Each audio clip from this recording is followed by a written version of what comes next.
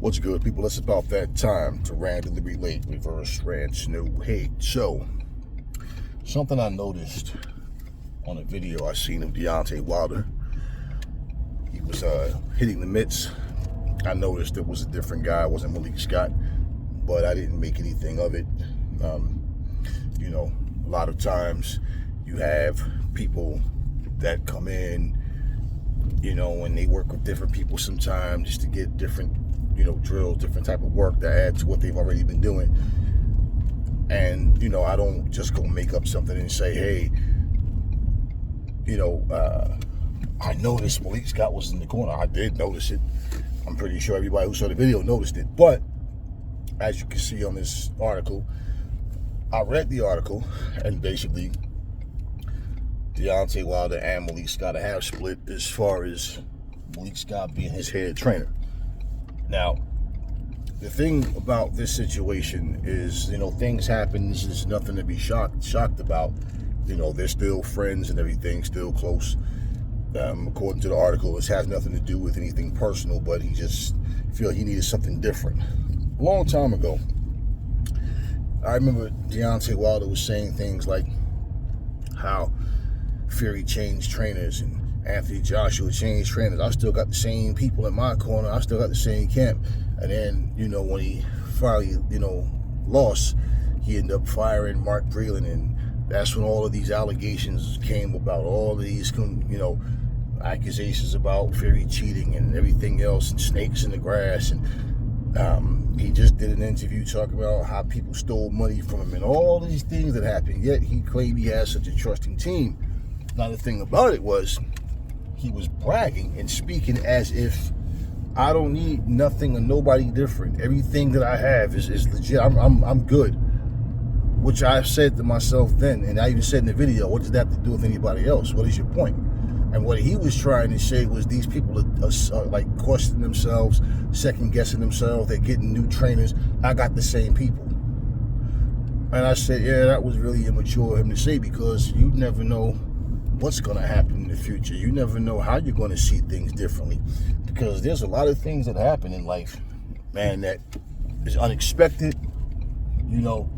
Things that you don't see, things that you don't understand is going on. Sometimes you need to do things, and you need people sometime to save you from yourself, because you try to do things in a headstrong manner where you're not really thinking about the bigger picture. So the good thing about Anthony Joshua and Fury is they're switching people and all. Well, they did find some success with it. They found success with it. Also, think about it. They're not fighting guys ranked 285 in the world. 283, 300, 400. They've never done that. At no point in their career were they fighting guys ranked that low. Now, at this stage in Deontay's life, what's so weird, man, is like, people were saying a long time ago that Deontay should have gotten somebody else other than Malik Scott. Now, he did what he did, and there's no need to sit and cry about it. What he did, that was his choice. But, like, for me, I know that's everything, like, becomes a trend with people. Oh, every time somebody loses, he needs a new trainer. He needs a new trainer. And I think that's BS. Now, in terms of Malik Scott, I agree. You have a guy training you that you beat, and that most people feel like took a dive. Now, does that mean you can't learn from somebody? Not necessarily, but if I knocked you out, I don't see the point in making you my trainer. And especially, now, if Deontay Wilder can be so critical of everybody else, and what they do and how they do it, you mean to tell me he didn't find nothing wrong at all with him and Malik Scott being a pair? Every time I see Deontay and Malik Scott, I see them doing the same drills over and over. Him with those little foam sticks and Deontay bouncing around, for 30 seconds, and people losing their minds. How about look at the footwork, champ looking good and whatever. You guys were talking about how a lot of people were saying Deontay, AJ's not going to be able to change.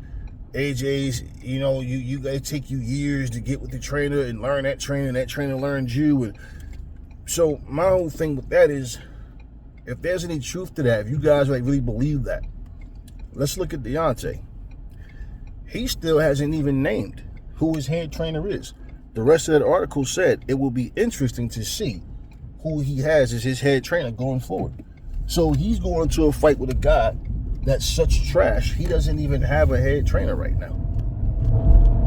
You understand what I'm saying? If this was a formidable opponent, do you think that Deontay Wilder would be going into a fight not knowing who his trainer is? We said, when we talk about Errol Spence, I said people keep talking about Errol Spence coming back to fight this guy, that guy. And, if they see a guy training, Errol Spence is in training for this guy and that guy. Says who? Like, who says why can't Errol Spence just be in the gym training? Right? And then and the whole thing, like I said, have you heard anything about who Errol Spence's new trainer is? No. And Deontay knows this isn't a big fight. Okay. But here's the thing with it. With everything going forward with Deontay, he's expected to knock this guy out and knock him out early. Knock him out in astonishing fashion. And regardless to the fact that this guy's ranked 285, when Deontay makes little promo videos talking about I'm back, the savagery's back, and hollering bomb squad and all that, and it doesn't make a difference. At his age, I don't expect anything different from Deontay. When Deontay goes in there, I expect to see the same Deontay. The fact is, for him to go out with the win, I don't think he just wants to win and then retire. I think he wants a big money fight. But he knows that he can't lose this fight. He shouldn't even struggle in this fight. And that's why this opponent was picked. The thing about cherry picks is when they do go wrong, it's usually the same thing. Like when it happens, it's like the shock value of it is because the person that was doing the cherry picking was like, oh, he's going to kill this guy. The fact of the matter is people don't even know who this guy is. And like I said, if you go and pull up footage on him, you can't find shit on this guy. So when they look at what this guy is, they're like, there's no way in hell Deontay is going to lose against this guy. Which brings me to the point that I've always said about this whole situation. How does this position Deontay Wilder to be more confident in himself because he beat the guy he's supposed to beat? Why do you think he fought this type of opposition for so long? Because if he had stepped up sooner, he would have lost already, way before Fury. And that's just the reasons why when I listen to people talk, and I don't even respond to a lot of things. I don't even engage, because I know that if you're using common sense, you know full damn well that Deontay Wilder is not fighting this guy. For him to say that, like I said before, he's saying he's so confident in himself, he feel like a new man. If Deontay Wilder felt that confident, there's no way in hell he'd be fighting this guy. He'd be fighting, like I said, okay, Parker, we got to do this again. Hey, Zhang, we got to do this again. Hey, Big Mouth, Jarrell Miller, you talking a lot of shit. We got to do this. We got to do this. You understand what I mean? We know Anthony Joshua just had some type of hand or arm surgery or something, so I think it was his forearm or whatever, something, but he's recovering. So in terms of where AJ is, he's not ready for a fight right now, and Wilder is. So, and this, opportunity for him to go forward, he had to find the weakest opposition he possibly could to secure a win. And that's all this is. That's all this is. I know that you Wilder fans are delusional as hell. But if you're that stupid to think that beating this guy somehow puts him in position to say he's back, he's better than ever, oh, this is right? You guys, here's the thing about you hypocritical Deontay Wilder fans. You guys were the main ones saying he should retire. Champ should just retire. Man, what did all these guys ducked him when he was in his prime. Nobody could beat him. All this shit that y'all said because he said it and y'all repeated. Now all of a sudden, you guys are crossing your fingers hoping he can turn the clock back and this is the same Wilder. If he's washed, he's washed. There's no he can turn the clock back and all of a sudden he's going to go in there and just start whooping ass. No. It's not the way this shit goes. And in fact, you guys know, if any other heavyweight, especially AJ, any other top heavyweight was fighting a guy ranked this low, you guys would be like, oh my God, this guy's fighting a cab driver. This guy, you know, all these things y'all say, he's fighting a plumber. Somehow, Wilder fight a bum like this, and you guys are silent as fuck, but you're in there crossing your fingers and praying for this motherfucker. This is what you guys are doing. I see the comments.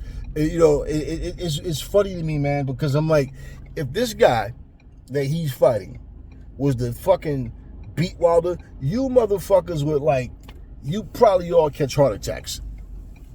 Because that's the last thing anybody expects to happen. Now, like I said, things happen in the ring. Wilder's supposed to annihilate this guy. All right? But changing trainers now, it didn't help him when he went to Malik Scott in the first place. And should Wilder win, and you guys are credited to, oh, see, he got a new trainer. Yo, he looking better. You could tell. Because this is the type of shit that Wilder fans say. You guys lie to yourselves so much. Notice how guys that was talking so much shit about how Wilder's so unbeatable, you don't really hear these motherfuckers talking shit now. All you hear these motherfuckers doing now, they try to talk about everybody else, because if they have to be honest, they know that they sound foolish. Try to speak about Wilder like all of a sudden he's back because he changed trainers, and because what?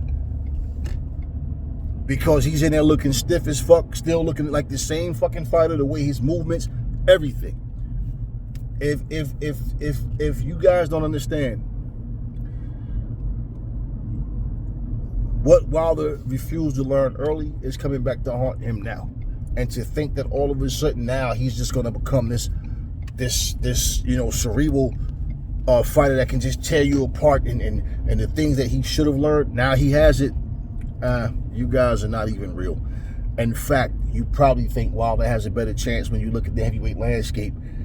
Nah, he has less of a chance, to be honest with you, because now people know, for example, not only is he not as good as he should have been or could have been, but he's at an age where for him to actually absorb this now, it's pretty much next to impossible, man. And they know that. Wilder did what he did, and hey, man, good luck on your fight with 238. Never fall in love with lies. Remember, the truth brings hair to people, and I will catch y'all on the next video.